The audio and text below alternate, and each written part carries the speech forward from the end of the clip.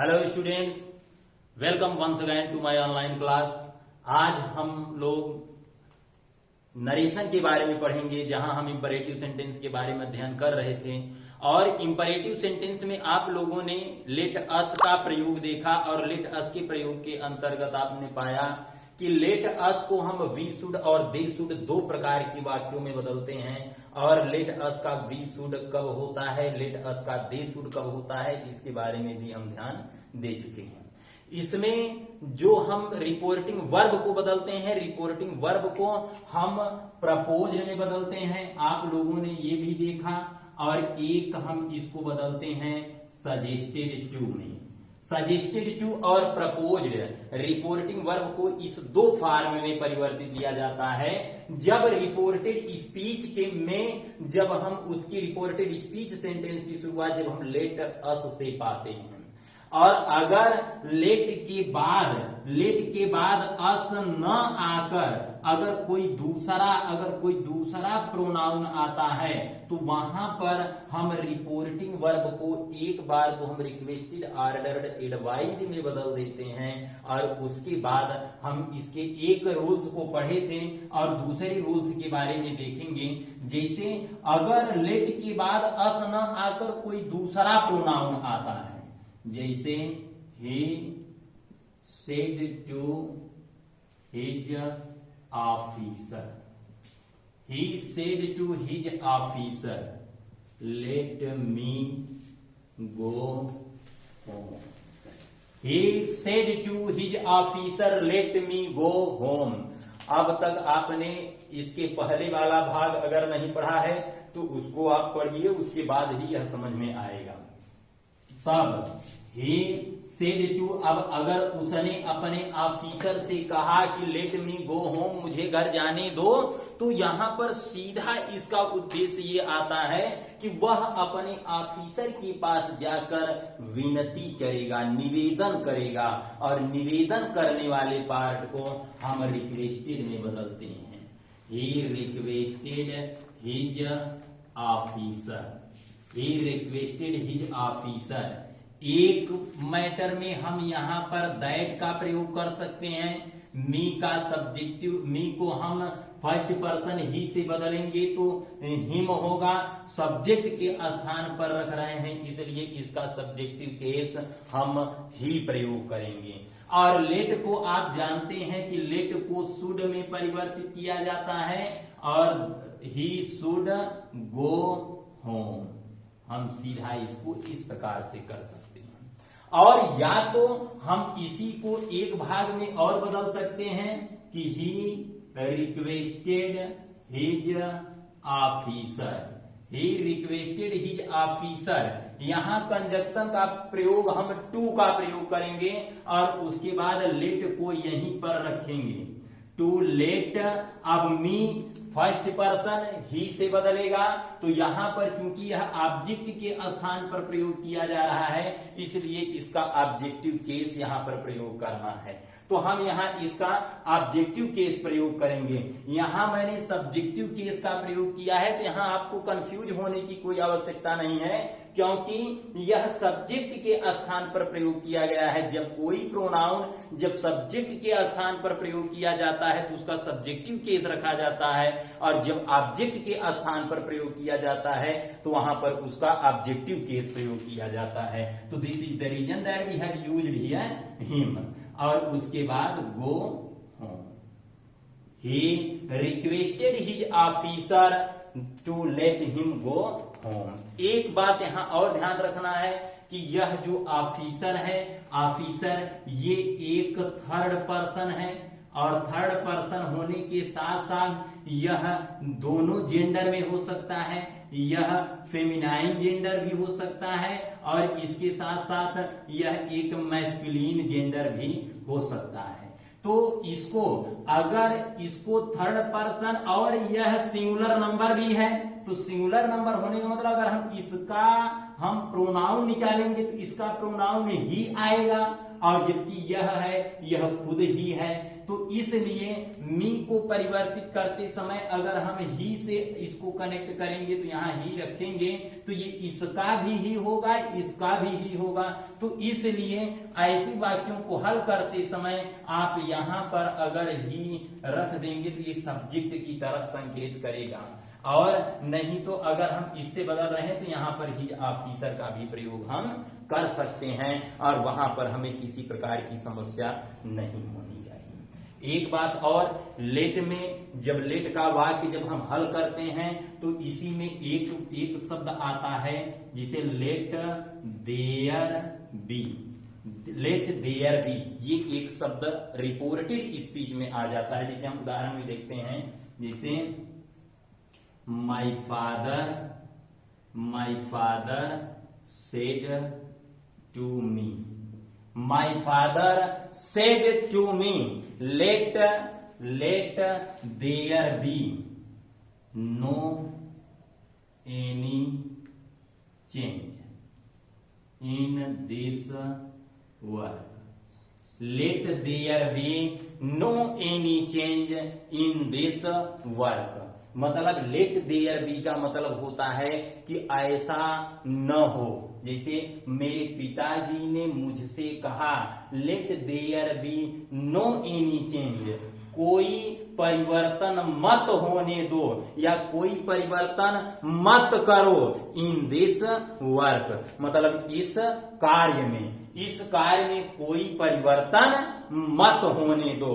तो इस प्रकार की जो शब्द आते हैं, अगर रिपोर्टेड स्पीच की शुरुआत अगर लेट देयर बी से होता है तो वहां पर हम सॉल्व करते समय वाक्य को डायरेक्ट से इनडायरेक्ट में परिवर्तित करते समय इसे हम रिक्वेस्टेड में भी बदल देते हैं, इसे हम एडवाइज्ड में भी बदलते हैं, या इसे ऑर्डर्ड में भी बदलते हैं। अब सेंटेंस पर निर्भर करता है। अगर इस वाक्य को पिताजी ने मुझसे कहा है कि यहाँ इस कार्य में कोई परिवर्तन न हो, अब कोई परिवर्तन न हो, तो पिताजी हमें आदेश देंगे, पिताजी हमें आदेश देंगे, और उस आदेश को हम एक आदेश के तौर पर जब हम उसे लेंगे तो हम रिपोर्टिंग वर्ब को ऑर्डर्ड में बदलेंगे।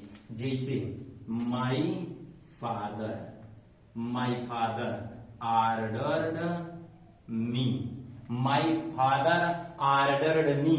अब हम यहाँ कंजक्शन दैट का प्रयोग करेंगे, दैट। अब देयर का प्रयोग सब्जेक्ट के रूप में किया जाएगा। दैट देयर लेट को आपने पहले से ही शुड में बदला है तो यहाँ भी आप शुड में बदलेंगे, कोई दिक्कत नहीं है। My father ordered me that there should be no any change, no any change in this का हो जाएगा दैट, और उसके बाद work. That there should be no any change in this work, कि इस कार्य में कोई भी परिवर्तन नहीं होना चाहिए। जैसे एक उदाहरण और लेते हैं। Monu said to the police officer, Monu said to the police officer let there be no inquiry into my case. Monu said to the police officer let there be no inquiry into my case. Monu ने police officer से कहा कि मेरे case में, मेरे मामले में कोई इंक्वायरी मतलब कोई जांच नहीं होनी चाहिए। अब आप इस वाक्य से समझ रहे हैं मोनू पुलिस ऑफिसर से कह रहा है, तो इसका तात्पर्य है कि मोनू पुलिस ऑफिसर से सीधे सीधे निवेदन करेगा, रिक्वेस्ट करेगा, और जब वह रिक्वेस्ट करेगा तो जाहिर सी बात है कि आप सेड टू को अर्थात रिपोर्टिंग वर्ब को आप रिक्वेस्टेड में बदलेंगे। Monu requested the police officer, Monu requested the police officer that there should be no inquiry into my case. There should be no inquiry into my case. यहां पर रिक्वेस्ट का प्रयोग हमने किया। अब इसी प्रकार से अगर कोई सेंटेंस आ जाता है, अगर वहां से सलाह की बात होती है, तो वहां हम इसको ला करके हम मतलब कि एडवाइज में भी हम बदल सकते हैं। जिसे अगर हम कह दें कि Meena said to Dinesh let there be no talk about Monu. जैसे हम उदाहरण को देख ही लेते हैं, एक एग्जाम्पल को हम देखते हैं। जैसे Meena said to Monu let there be no talk about Anjali. let there be no talk about Anjali. Meena ने मोनू से कहा कि let there be no talk about Anjali, कि अंजलि के बारे में कोई बात नहीं होनी चाहिए। अब यहां पर मीना ने एक प्रकार से सलाह दिया। सलाह के तौर पर अगर हम देखते हैं, एक बात और ध्यान दीजिए कि जो सेंटेंस अगर हम पाते हैं सॉल्व करने के लिए, तो बहुत अधिक मात्रा में जो चीजें हैं वो चीजें हमारे सोचने के तरीके पर डिपेंड करती हैं कि हम किसी चीज को किस प्रकार से हैंडल कर सकते हैं, या उसे हम किस प्रकार से उसे हम देखते हैं। हमारे देखने का, समझने का नजरिया उस शब्द के प्रति कैसा है। जिसे पिताजी किसी बात को कह रहे हैं, तो वहां जरूरी नहीं है कि सिर्फ आर्डर ही होगा, बात करने का वो तरीका भी होता है। उस तरीके पर भी डिपेंड करता है। पिताजी अपने लड़के को सलाह भी दे सकते हैं। ऐसा नहीं है कि पिताजी और लड़का दो लोग बात कर रहे हैं, उनका बेटा, तो जरूरी नहीं है कि पिताजी के साथ वहां आर्डर का ही प्रयोग किया जाए, वहां सलाह भी हो सकता है। अधिक चीजें आपके दिमाग पर डिपेंड हैं और आपके सोचने के तरीके पर डिपेंड हैं कि किसी शब्द को आप किस प्रकार से सोच सकते हैं, उस पर किस प्रकार से सेंटेंस को आप क्रिएट कर सकते हैं। लेकिन उसका एक स्ट्रांग रीजन होता है और एक उसमें से वीक रीजन होता है। और स्ट्रांग रीजन जिधर लेकर जा रहा है, आपको उधर जाने की आवश्यकता है, न कि वीक रीजन पर भी। अब जैसे अगर ये बात है कि let there be no talk about Anjali, Anjali के बारे में कोई बात नहीं होनी चाहिए, तो यहाँ एक शब्द ये भी आ सकता है कि अंजलि के बारे में कोई बात नहीं होनी चाहिए, तो ये एक क्रोध से भरा भी शब्द हो सकता है। अंजलि के बारे में कोई बात नहीं होनी चाहिए, तो इसको हम लाकर या हम आदेश के तौर पर भी कह सकते हैं कि मीना ने मोनू को आदेश दे दिया कि अंजलि के बारे में कोई बात नहीं होनी चाहिए। तो यहाँ इसको हम आर्डर्ड में भी बदल सकते हैं। लेकिन आर्डर्ड का जो शब्द है वो वहां एक वीक रीजन शो करता है, क्योंकि अंजलि और मतलब कि जो मीना मोनू अगर एक फ्रेंडली वे में अगर हम बात करते हैं, तो फ्रेंडली वे में यहाँ पर एक सलाह क्रिएट होगा, एक एडवाइस क्रिएट होगी। तो यहाँ पर हमारा जो स्ट्रांग पॉइंट है वो ये है कि हम इसको लाकर एडवाइज में बदलें, एडवाइज को करें। तो यहाँ पर हम करते हैं कि Meena advised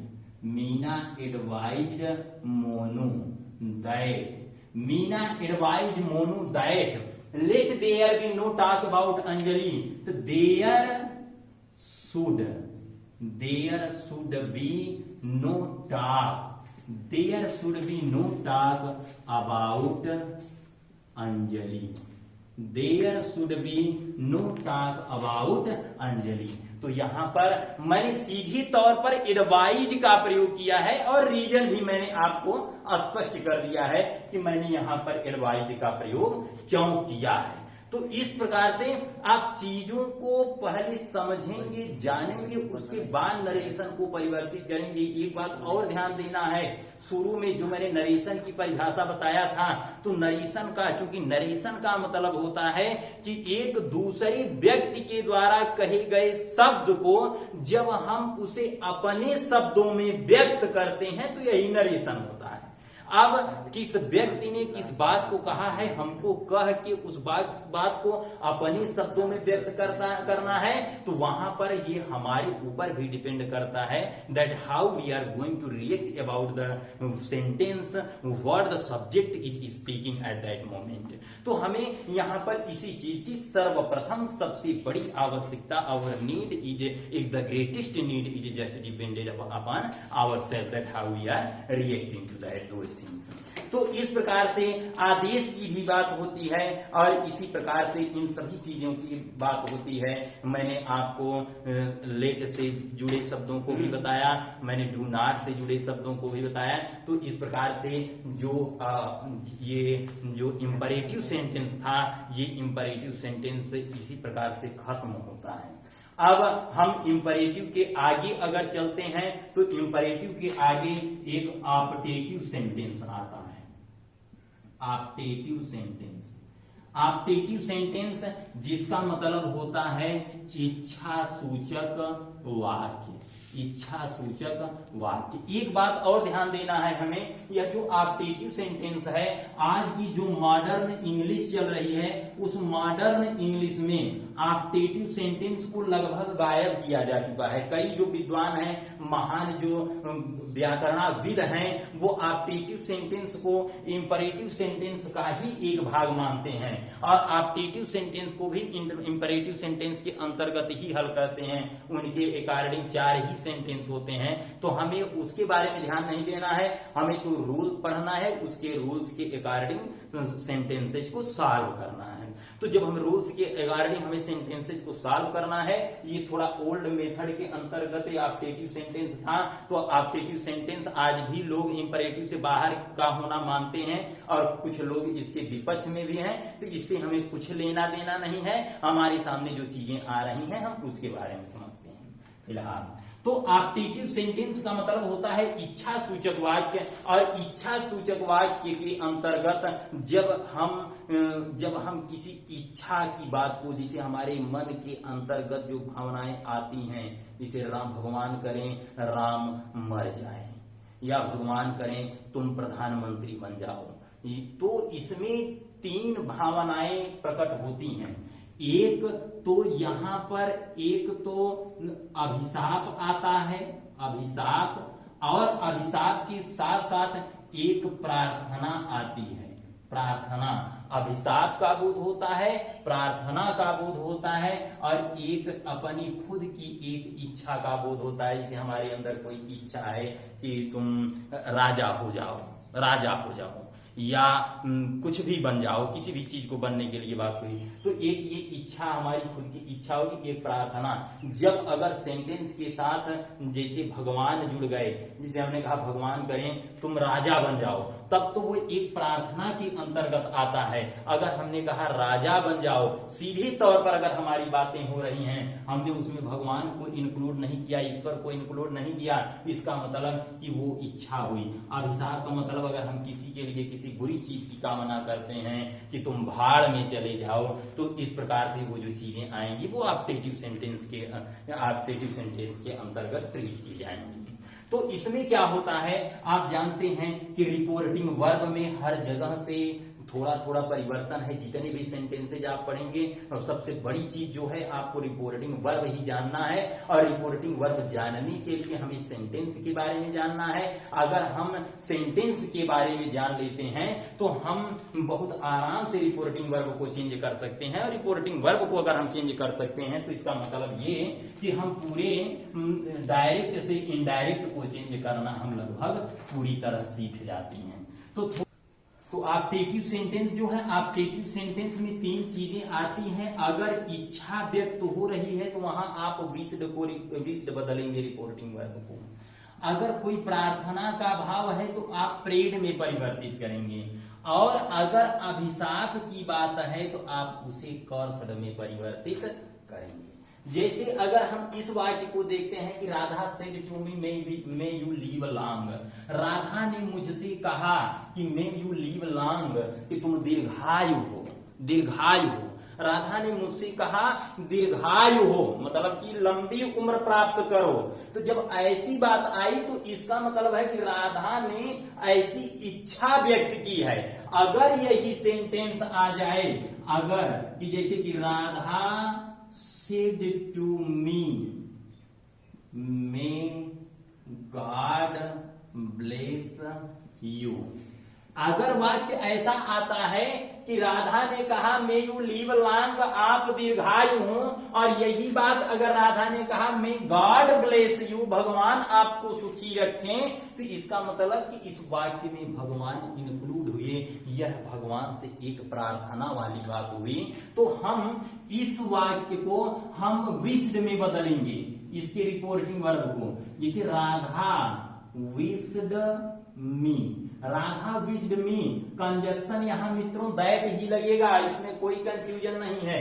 you second person मी से बदलेगा तो आई आएगा, मे को हम परिवर्तित करेंगे माइट में, I might leave long, Radha wished me that I might leave long. अब हम नेक्स्ट पोजीशन पर जब आते हैं तो यहां पर होगा कि राधा, अब यहां हम प्रेड का प्रयोग करेंगे बंधुओं, राधा प्रेड मी दैट, अब गॉड मे का माइट का सब्जेक्ट को पहले रखेंगे, और सब्जेक्ट के जस्ट तुरंत बाद हम मे को तुरंत माइट में परिवर्तित करके यहां रख देंगे। जैसा कि आप जानते हैं कि मे को माइट में परिवर्तित किया जाता है।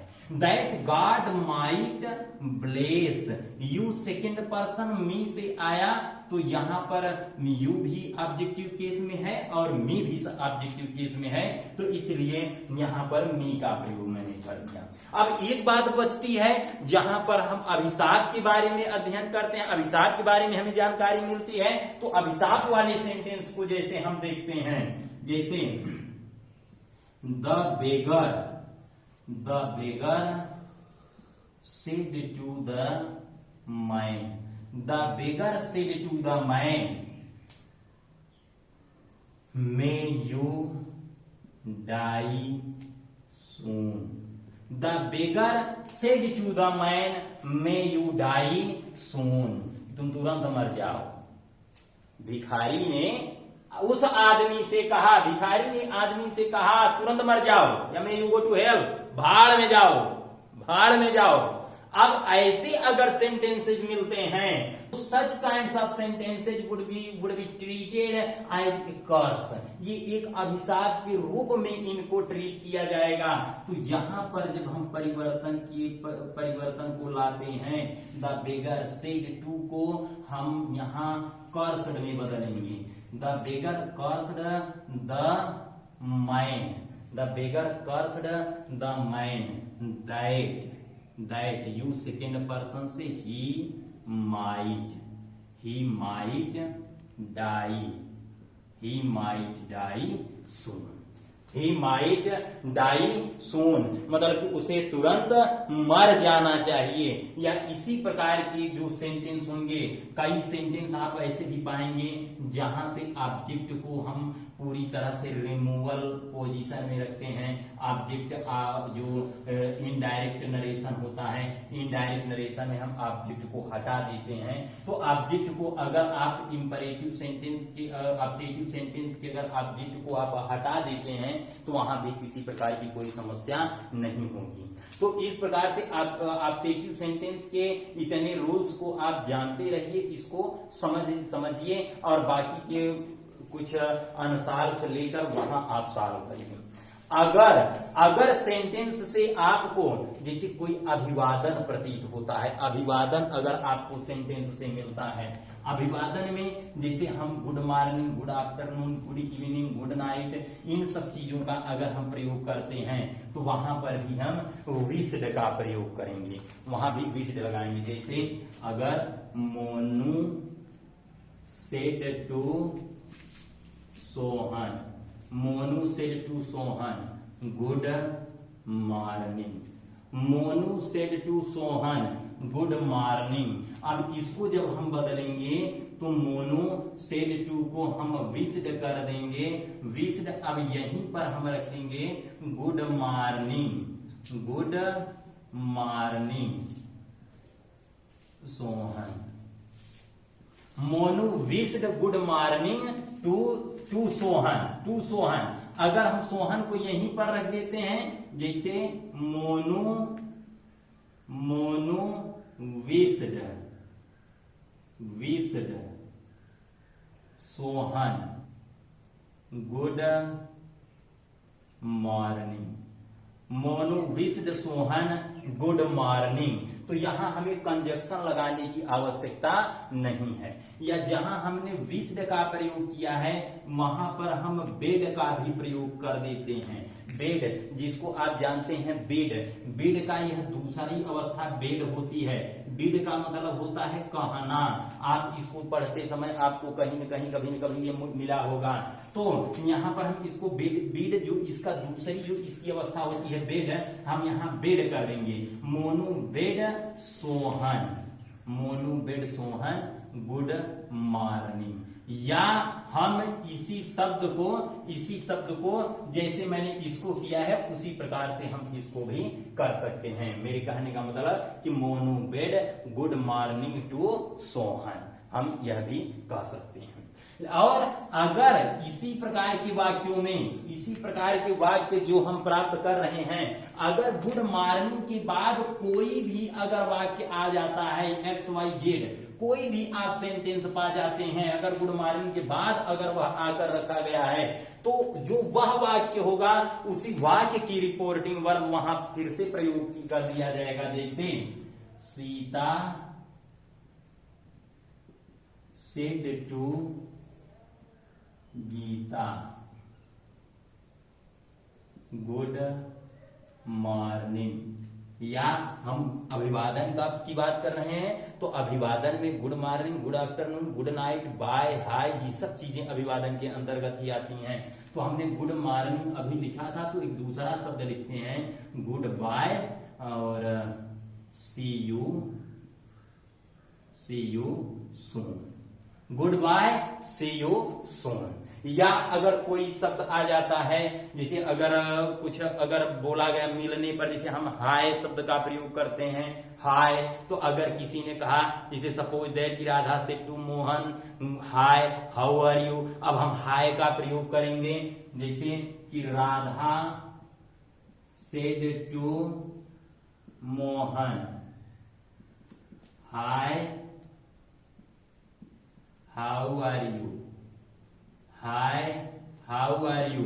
अगर हम ऐसी वाक्य पा जाते हैं, ऐसे सेंटेंस अगर हमको मिलते हैं, तो यहां पर हल करते समय सीता सेड टू, इसका मतलब कि आप अब भी इसको विश्ड में बदलेंगे या वेड में बदलेंगे। Sita wished Gita good bye, good bye. अब सी यू सून का मतलब कि फिर मिलेंगे। सेंटेंस जो है यह इंपरेटिव सेंटेंस है। इंपरेटिव सेंटेंस का कोई लाकर वहां पर रिपोर्टिंग वर्ब रखा जाएगा। रिपोर्टिंग वर्ब जो रखा जाता है, आप जानते हैं कि यह सेंटेंस के इंटेंशन को क्रिएट करता है। सेंटेंस के इंटेंशन के अकॉर्डिंग यह प्रयोग किया जाता है। अब इस सेंटेंस का जो इंटेंशन है, जो उद्देश्य है, जो इरादा है, वह सी यू सून मतलब फिर मिलेंगे, ऐसी आशा अगर उसने जताई कि फिर मिलेंगे, आप वहां होप का प्रयोग कर सकते हैं। अगर उसने वादा के तौर पर अगर कर दिया कि सी यू सून फिर मिलेंगे, मतलब अगर आप इसको वादा के तौर पर एक प्रॉमिस के रूप में अगर इसको आप ट्रीट करना चाहते हैं, तो आप यहां प्रॉमिस का प्रयोग कर देंगे। मैंने पहले ही बताया कि चीजें जो हैं वह आपके सोचने के समझने के ऊपर डिपेंड करती हैं। अब यहां पर हम करेंगे गुड बाय हुआ, अब उसके बाद सी यू सून। अब यहां एक कंजक्शन हम लगाएंगे एंड। अब उसके बाद एंड, अब हम अगर प्रॉमिस्ड रख देते हैं, and promised to see, you second person Gita से बदलेगा हर, क्योंकि सीता भी फीमेल है, गीता भी फीमेल है, इसलिए यहां पर गीता को शो करना पड़ेगा, और नहीं तो कंफ्यूजन की स्थिति क्रिएट हो जाएगी। And promised to see her soon, see her soon. अब दूसरी वाक्य को देखते हैं, जैसे Radha said to Mohan hi how are you. अब यहां पर भी एक अभिवादन आया, तो Radha bade Mohan hi, Radha bade Mohan hi, and asked how you second person. How आप जानते हैं कंजक्शन के तौर पर भी प्रयोग किया जाता है, क्वेश्चन वर्ड के तौर पर भी प्रयोग किया जाता है, तो यू सेकेंड पर्सन मोहन से बदलेगा ही वाज। अगर यहीं पर अगर कोई सेंटेंस आ जाता है, कोई नॉर्मल असर्टिव सेंटेंस आ जाता है, आप असर्टिव सेंटेंस के यहाँ पर मतलब कि रिपोर्टिंग वर्ब असर्टिव सेंटेंस का रख दिया जाएगा। जैसे एक वाक्य उसमें भी देख लेते हैं, my mother said to my brother bye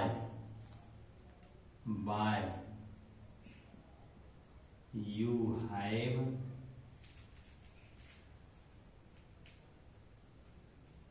या my mother said to my brother by you have enough energy to reach there, you have enough energy to reach there. यह सेंटेंस एकदम लाइटली अगर हम लेते हैं तो इसको सॉल्व करते समय माई मदर अब आया विश्ड या bade my brother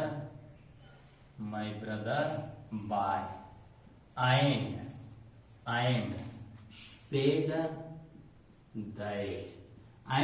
that you have enough energy to reach there, and said that he have का had enough energy, energy to reach there. My mother wished my brother by and said that he had enough energy to reach there. इस प्रकार से आपका जो optative sentence है, optative sentence में इतने rules हैं, और इन्हीं रूल्स के अकॉर्डिंग आप सेंटेंसेस को बनाइए और बनाकर सेंटेंसेस को आप हल कीजिए। हम थोड़ी सी बातचीत एक्सक्लेमेटरी सेंटेंस पर कर लेते हैं, और उसके बाद एक्सक्लेमेटरी के जो रूल्स होंगे, इसके जो उदाहरण होंगे, एग्जाम्पल्स होंगे, इनके बारे में हम अगले वीडियो में चर्चा करेंगे। तो एक्सक्लेमेटरी सेंटेंस के बारे में हम थोड़ा सा हल्का सा हम जानकारी ले लेते हैं। एक्सक्लेमेटरी सेंटेंस जिसका मतलब होता है विस्मयादिबोधक वाक्य।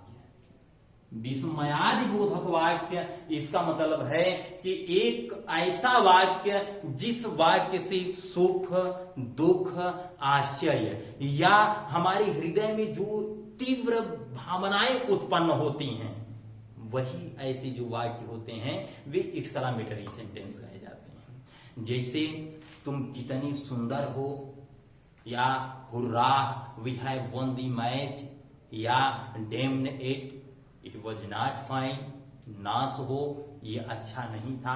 इस प्रकार से जो सेंटेंस आते हैं वो एक्सक्लेमेटरी सेंटेंस के अंतर्गत आते हैं। हम एक्सक्लेमेटरी सेंटेंस के बारे में अगले वीडियो में चर्चा करेंगे। आशा करेंगे कि आप लोग पढ़ते रहिए, हंसते रहिए, मुस्कुराते रहिए।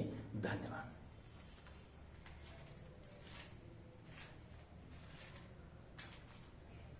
बंद हुआ।